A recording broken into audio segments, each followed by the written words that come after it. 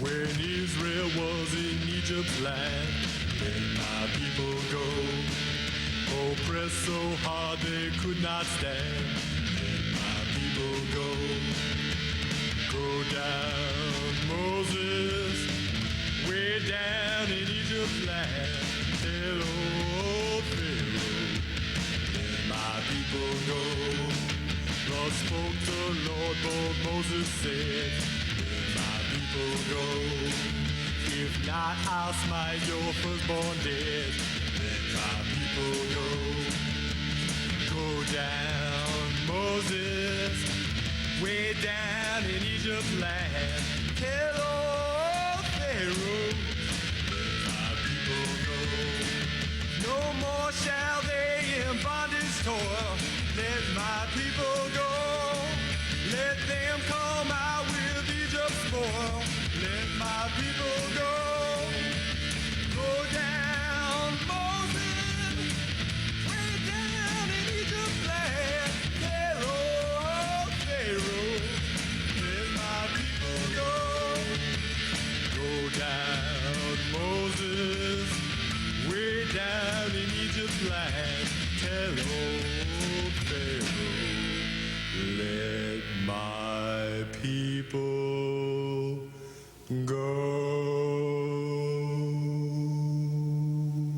It's Passover in PUPPETTOWN. Thank you for all coming here this evening to share this fine Passover Seder with me. It is an honor to open my home to all of you. I know that for many of you it's your first Seder, but don't worry. The tradition of the Seder is to explain all the symbols and rituals as we go along. Just follow along in your Haggadot, the Seder books. As you can hear, my voice is a little sore this evening, so thankfully my great friend Kesat has joined us to lead the service. You go, Kesat. Thank you, Mutton Chop. And thank you, Rabbi Sackman. We'll begin the Kiddush, the prayer over wine. All right, wine, spodioti. And I didn't even need to bring a fake ID. It's grape juice for the kids, Ratso. But it's the same prayer. Baruch atah Adonai Eloheinu melech haolam, borei peri hagan. Amen. Now we drink the cup of wine leaning on the left side. Check it out. I'm digging the scene with a gangster lean. The next thing we do is each take a piece of parsley. Don't eat it yet. And dip it into the salt water.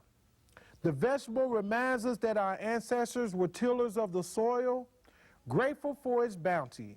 And the salt water represents the tears of our ancestors, shed when they were slaves. As our door is open, may not only the hungry come, but the spirit of the prophet Elijah, that we may tonight think wisely and feel deeply as we set aside this cup of wine. So who's this Elijah character? And how come he gets wine and I don't? Well, you don't get wine because you're too young. And we leave this cup out for Elijah because he's a great prophet who helps us in times of trouble. He deserves to be welcomed into our celebration. And if you watch closely, maybe he'll drink some of that wine tonight. Well, why don't I just mark the glass and see if he comes by or not? That's not very faithful of you. You were probably a contrary son as a child. Elijah is as real as you and me. I'm sorry. How about I make it up to you by singing my favorite Seder song? The song about the 4 questions. Please do. מה נשתנה הלילה הזה מכל הלילות, מכל הלילות, שבכל הלילות אנו אוכלים חומץ ומצה, חומץ ומצה. הלילה הזה, כולו מצה. הלילה הזה, כולו מצה. Now, let's recite the question in English. Is that Elijah? Maybe. It's open. Come in. How y'all doing? Mr. Eisen from next door, yay! I thought I'd come by and ask you if I could borrow some matzah and orange juice. Sorry, no OJ. But we've plenty matzah. Take, enjoy. Thank you, PUPPETTOWN. I love you. Good night. As I was saying, here's the 4 questions. Instead of the youngest child reading them, since we're all young at heart, let's go around the table reading. Why is this night different from all other nights? On all other nights, we eat either leavened bread or unleavened bread. Unleavened bread is the matzah, right? On this night, why only matzah? On all other nights, we eat any herbs. Why on this night only bitter herbs? On all other nights, we do not dip our herbs, even once. On this night, why do we dip them twice? Dip, dip, dippity dip. What makes this world go round? That's not one of the questions. Sylvester can't read. Don't feel bad, Sylvester. I feel bad. Good for you. And Spice can't talk, but I'll do this next part. On all other nights, we eat our meals in any manner. On this night, why do we sit around the table together in a reclining position? Here are the answers to the questions. Why don't you start, Serge? We were slaves unto Pharaoh in Egypt, and the Lord our God brought us forth with a mighty hand and an outstretched arm. It is therefore our duty from year to year to celebrate this event and to tell the story of Exodus over and over again. Indeed, to dwell and live on the story is a real mitzvah. For the more we talk about it, the better we will understand what a terrible thing slavery is. And we shall then try harder to help achieve freedom for ourselves, for our people, and for people everywhere. The Torah speaks about 4 sons, one who is wise, one who is contrary, one who is simple, and one who doesn't even know how to ask a question. The wise son asks, What is the meaning of all the rules and laws and customs which God has commanded us? You shall explain to him all the laws of the Passover. The contrary son asks, What is the meaning of this service to you? What a thing to say. He excludes himself from the group. Tell him plainly, because of what God did for me when I came out of Egypt. Say me and not him, because had he been there, he would not have been redeemed. Ouch! That's what I call tough love. Old Testament style. Does this mean I don't get to eat? We're just role-playing, Ratso. the simple son asks, What is this? You shall say to him, with a strong hand, God brought us out of Egypt from slavery. I was just pretending to be stupid. You don't have to dummy the answer down for me. It's just role-playing, Serge. and the son who does not even know how to ask a question, you must begin for him. As it is written, you shall tell your child on this day, this is done because of that which the Eternal did for me when I came out of Egypt. Now, let us tell the story of our ancestors. Long ago, our forefathers, Joseph, son of Yaakov, saved the land of Egypt from a great famine. After Joseph's death, there arose a mean Pharaoh. Pharaoh's like a king of Egypt, right? I saw it in a cartoon. Right. This mean Pharaoh forgot about Joseph's health and oppressed and enslaved Israel and forced them to do hard labor under harsh taskmasters. Talk about ungrateful. Oh, it gets worse. To further keep our people down, the mean Pharaoh ordered that all the Jewish baby boys be drowned in the Nile River. Harsh. But God did not forget our ancestors. He sent them Moshe, our great leader and liberator, who led them out of Egypt. Our ancestors, Amram and his wife, Yocheved, had a baby child. And when he became too old to hide, they put him in a basket and laid it in the reeds in the Nile. And there Moshe was found. What happened next was the Pharaoh's daughter found the baby in the reeds and decided to adopt him. Was she mean like her daddy? No, she was a very nice girl. So Moshe grew up in the Pharaoh's court and grew strong and wise. And in addition to his Egyptian teachings, he learned the language and culture of his true Jewish heritage. And he saw the suffering of his enslaved people, but he didn't know what to do. Then God called upon Moshe and commanded him to plead with him that slavery was wrong, that Pharaoh should let the Jews leave the land of Egypt. You go, Moses. And then Moshe warned Pharaoh that if he didn't let his people go, a series of terrible plagues would befall the Egyptians. But still, Pharaoh ignored Moshe's plea. Stupid Pharaoh. 10 horrible plagues befell the Egyptians. The Seder tradition is to dip your finger in your wine or grape juice and spill a drop on your plate as each one is mentioned. Let's say the plagues together. Blood, frogs, vermin, beasts, pestilence, boils, hail, locusts, darkness, slaying of the firstborn. Wait a minute. I understand the boils and blood and locusts, but what is so plagueful about a frog? A frog is a good thing. Well, I'm sure if they were having just one nice, polite frog come over for dinner like this, it would be okay. But there were thousands of frogs everywhere, falling out of their cabinets, eating all their food. It was bad for the frogs, too. People couldn't walk around without smooshing them. I still don't like being called a plague. What happened next was... Is that Elijah? I don't think so. Come in. Hi, everybody. Here comes Bobby Khan, the 11th plague. That's not so nice. Come on, Ratso, what's your problem? You just irk me, that's all. Well, I love you, Ratso.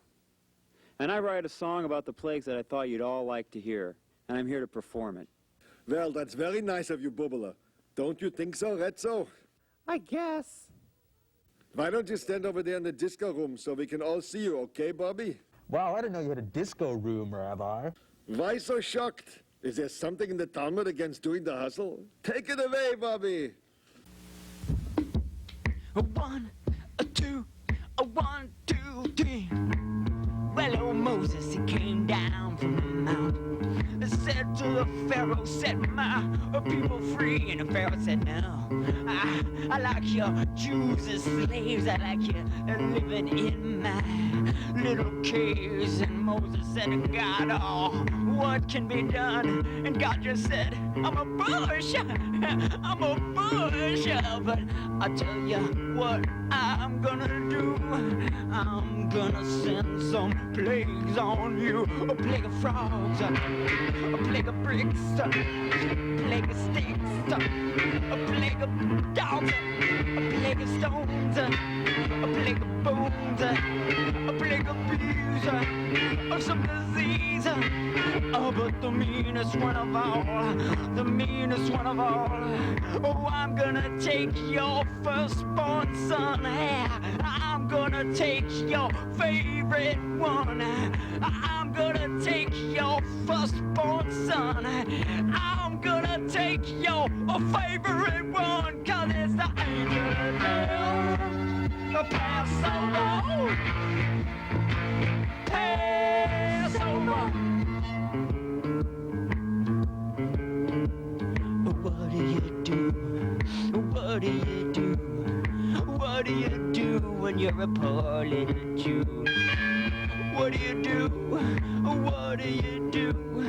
What do you do when you're just a little Jew?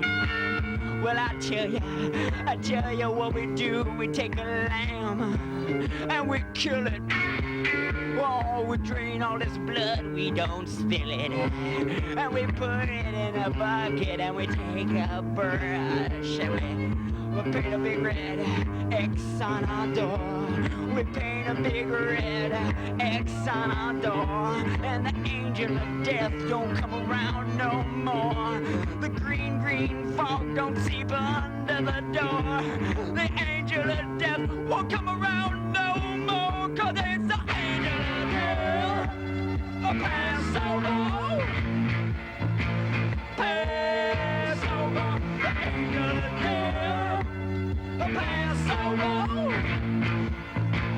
Passover. Passover. Passover. Whoa, Bobby, so sweet. Man, that guy rocks. He's the coolest. I'm sorry I ever called him a plague. Nice attitude adjustment, Ratso. So here's what happened after all those plagues. The Pharaoh said, "Rise up and get forth from among my people, you and the children of Israel. Go quickly." And they went quickly. They didn't even have time to make food. They just made bread dough and carried it in pans on their heads and let it cook in the sun. That's using their heads. So they did get away? No thanks to Pharaoh. He sent his army after them. And then, one of the most famous parts of the story, God helped our ancestors get across the Red Sea by parting the waters. But after they got across and the Pharaoh's army followed them, the waters returned and drowned them. Whoa, that's deep. At the beginning of the story, Moses is supposed to get drowned, but he doesn't. And then at the end, it's the Pharaoh's people who do get drowned.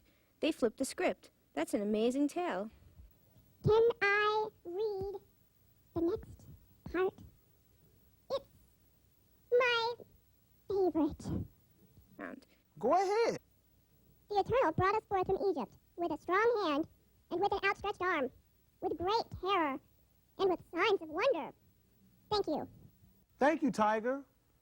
Now we thank God for all he did for us during Exodus. Does anyone know what Dayenu means? Isn't that the princess who died? That was so sad. No, that's Diana. Is it a government with two joint rulers? No, that's diarchy. Is it the side of a right triangle opposite the right angle? No, that's the hypotenuse. And I don't even know where you got that from.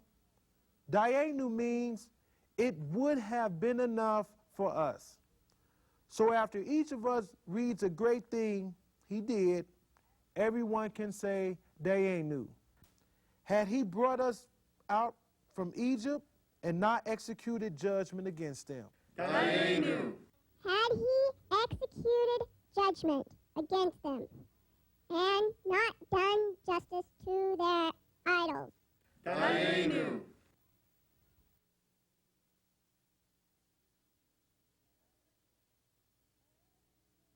Dayenu. Had he slain their firstborn and not given us their property? Dayenu.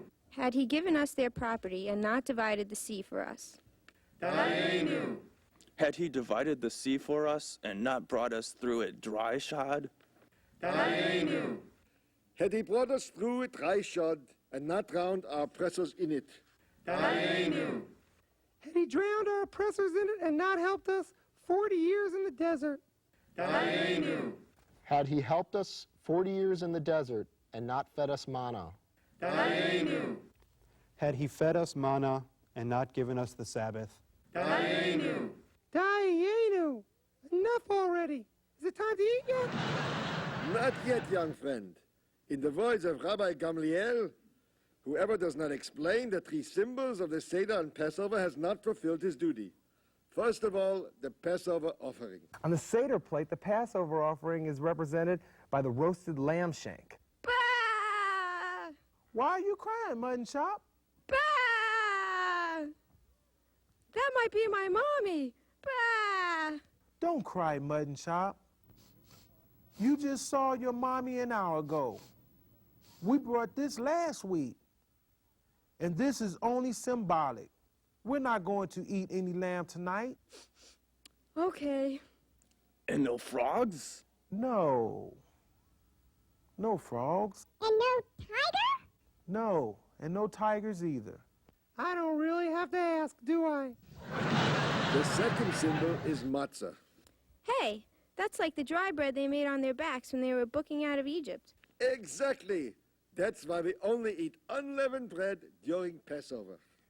Finally, the third symbol is the bitter herbs, represented by horseradish on the Seder plate. They represent how the Egyptians embittered their slaves' lives with hard labor. Now we've come to the home stretch. A few more prayers and the feast begins. Now, we all get some matzah. But don't eat it yet. Now we say the prayer over the matzah.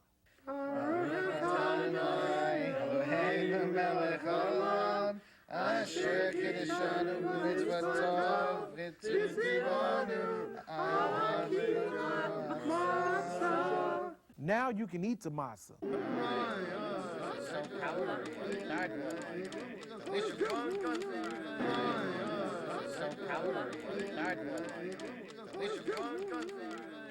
Now we take some bitter herbs called moora and combine them with the sweet charoses.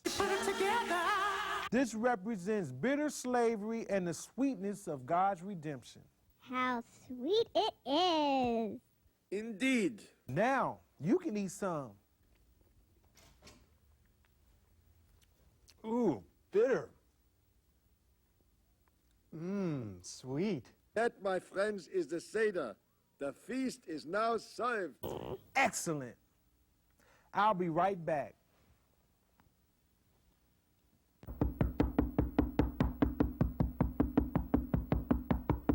That's gotta be Elijah. No, it's Schlenker, our favorite klezmer band. Would you like to join us for the Seder? We just finished our Seder. We'd like to play some music for you.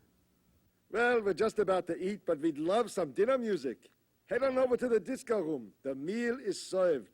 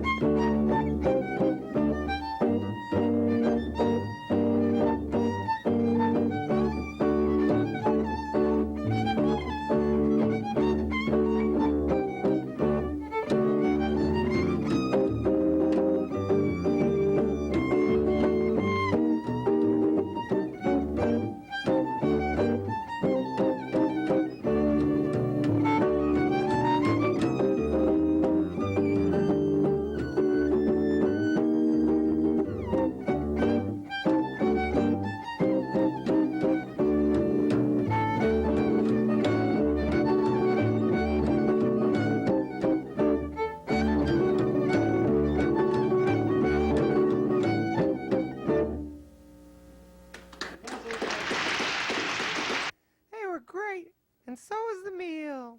Ah, that was delicious. And now one of my favorite traditions, the finding of the Afikomen. What? Huh? When I slipped away before the meal, I hid it. Now the children get to look for it.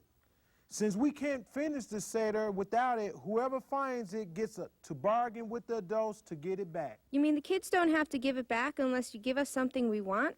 Even cash money? Maybe a few pieces of gelt, maybe some chocolate, we'll see, but no haggling till you find it. Now to be safe, each child go with a goblin. Bo, you go with Serge. Creeper, you take Ratso. Buh, you take Spice. Dom, you team up with Sylvester. It's me for you and you for me. Any hints where it's at? It is in the Milky Way galaxy. Good luck.